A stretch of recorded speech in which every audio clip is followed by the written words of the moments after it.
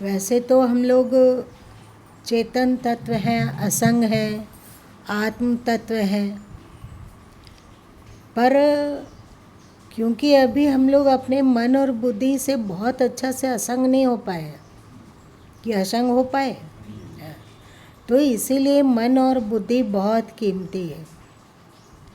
जब तक हम लोग मन से परे नहीं हो पाते हैं, मतलब मन से असंग होकर मन का साक्षी नहीं बन पाते हैं, मन से अलग अपने को अनुभव नहीं कर पाते हैं, तब तक मन पर बहुत ध्यान दिया जाना चाहिए।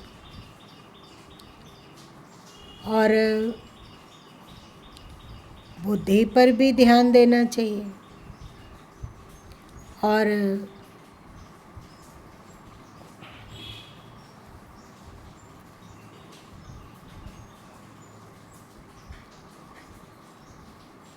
इतना अधिक हो मन और बुद्धि पर ध्यान,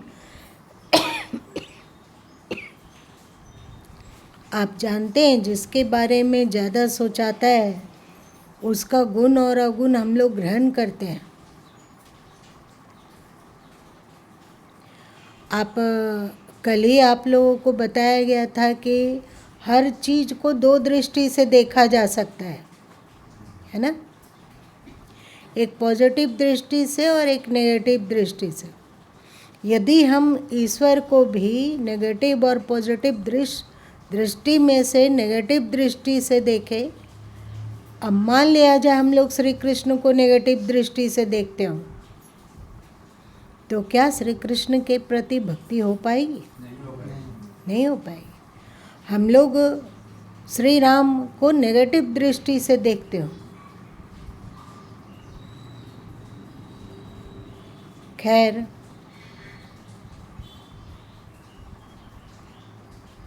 इतना अधिक मन पर सावधान होना चाहिए कि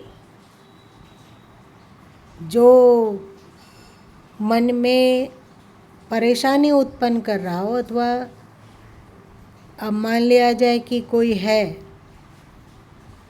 तो कोई किसी अगला जन ये निर्णय ले चुका है कि हमें अशांति उत्पन्न करना है, तो अगर ऋषि महर्षि पूर्वजों को देखते हैं तो फिर ये सूत्र आता है कि मन मिले तो मेला, नहीं तो सबसे भला अकेला। इसका स्पष्ट उदाहरण हमारे फौजी जी हैं।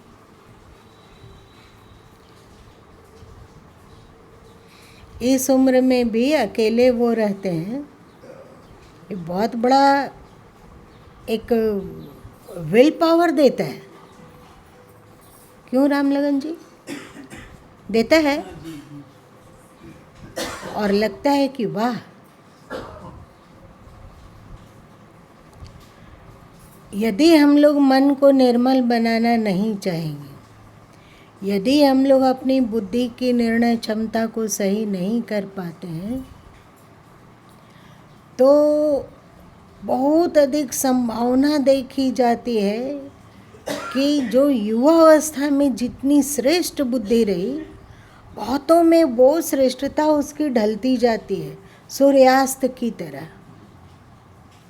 चाहे भक्ति हो, चाहे अध्यात्म में दृढ़ता हो, या अध्यात्म के प्रति अथोर श्रद्धा हो, संकल्प हो कि हर स्थिति में हमें अपने जीवन को आध्यात्मिक रंग में रंगना है, उसमें कमी देखी जाती है।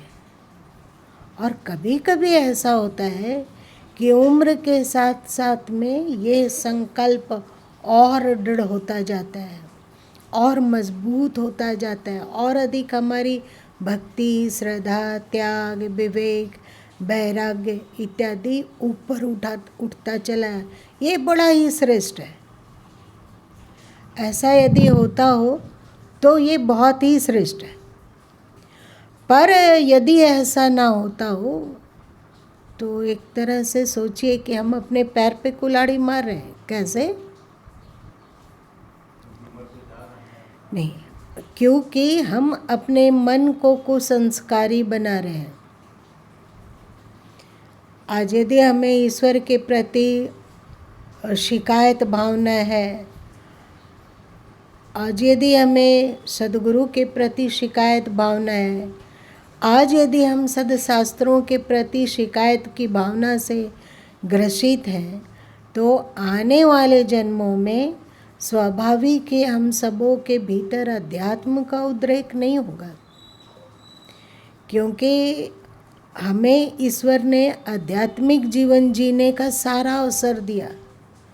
अच्छे गुरु मिल गए, शास्त्र का ज्ञान भी होता है, नित्य प्रतिदिन हम अध्यात्म की चर्चा सुनते हैं, लेकिन हम अपने मन को नहीं संभाल पाते हैं और मन जिस ओर जा रहा है। आने वाले जन्मों में वही मिल जाएगा। इसीलिए सबसे अधिक किसी चीज़ को संभालने की आवश्यकता है तो वो है अपना मन। और मन को संभालना दुनिया का सबसे कठिन कार्य है।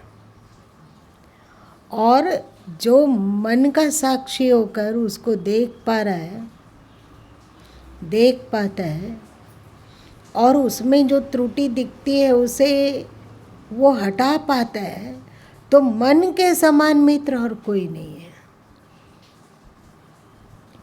होता क्या है कि हम लोग जो अपने मन में अनंत जन्मों से संस्कारों को संजोए हैं, तो उसी तरह के भाव, उसी तरह का विचार, उसी तरह की इच्छा मन में उठते रहती है। अब जब तक आप अपने मन को ही नहीं देखेंगे, आपको मन अपना दिखता ही नहीं है, सूझता ही ना हो, आप डंडा लेकर मन के फेवर में खड़े हैं, तो ये मन का बहुत आसान चारा है। चारा किसको कहते हैं? भोजन को, खाने को, भोग को चारा। तो हम लोग मन के बहुत आसान चारा बनते हैं।